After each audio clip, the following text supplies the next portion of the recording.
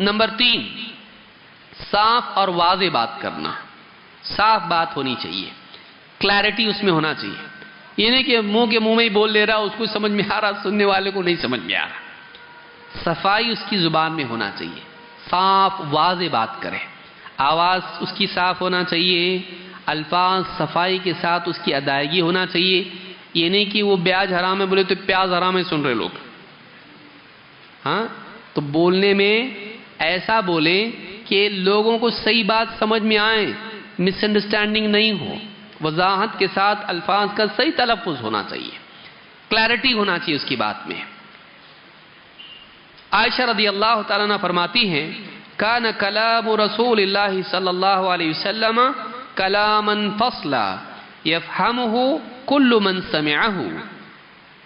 فرماتی ہیں کہ اللہ کے رسول صلی اللہ علیہ وسلم کی بات، آپ کا کلام فصل ہوا کرتا تھا. کلام فصل دونوں اعتبار سے ہے. ایک تو یہ کہ اس میں فاصلہ ہوا کرتا تھا، دوسرے یہ کہ آپ کا کلام فیصل ہوتا تھا، حق اور باطل میں فرق معلوم ہو جاتا تھا آپ کی بات سننے کے بعد. یفہمہ کل من سمعہ، جو بھی آپ کی بات سنتا وہ سمجھ جاتا کہ آپ کیا کہنا چاہ رہے ہیں. اس حدیث کو امام ابو داؤد نے روایت کیا ہے، صحیح الجامع الصغیر، حدیث نمبر 4826. حدیث حسن ہے. بعض اوقات لوگ بات کرتے ہیں اور اپنی ہی بات میں اتنا کانٹرڈکشن ہوتا ہے کہ سامنے والا سمجھ نہیں پاتا کہ آپ بولنا کیا چاہ رہے ہیں. تو ایسی بات نہ کریں کہ سننے والوں کو سمجھ میں نہ آئے کہ ہم بولنا کیا چاہتے ہیں. نہ ایسی آواز میں بات کریں، نہ ایسے الفاظ میں بات کریں، نہ ایسے انداز میں بات کریں کہ لوگوں کو سمجھے نہیں ہم کیا بول رہے ہیں، بچوں کو سمجھے نہیں ہم کیا بولنا چاہ رہے ہیں.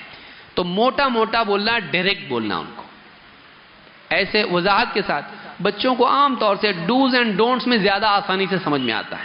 ایسا کرنا، ایسا نہیں کرنا، ایسا اس لیے کرنا کیونکہ اس میں یہ فائدہ ہے، ایسا اس لیے کرنا نہیں کرنا اس لیے کہ اس میں یہ نقصان ہے. صاف صاف کلیئر بولنا. گول گول بات کہ اس کو سمجھ میں نہیں آیا بولنا کیا چاہ رہے اینڈ میں. تو بعض اوقات بچے اینڈ میں وہی پوچھتے کہ یہ کر سکتا نا میں، پھر جو منع کر رہا تھا وہی پوچھتا ہو. نالک جب سے بھی سمجھا رہا کیا، تو بولے آپ غلط سمجھا رہے، سمجھ میں ہی نہیں آ رہا ہمارے، آپ کی بات سمجھ میں ہی نہیں آ رہی ہمارے. تو سمجھانا واضح ہونا چاہیے، شارٹ اینڈ سویٹ، ایک دم کلیرٹی اس میں ہونا چاہیے اور بات سمجھ میں آنی چاہیے. قول فیصل ہونا چاہیے، اس میں کنفیوژن نہیں ہونا چاہیے بات میں.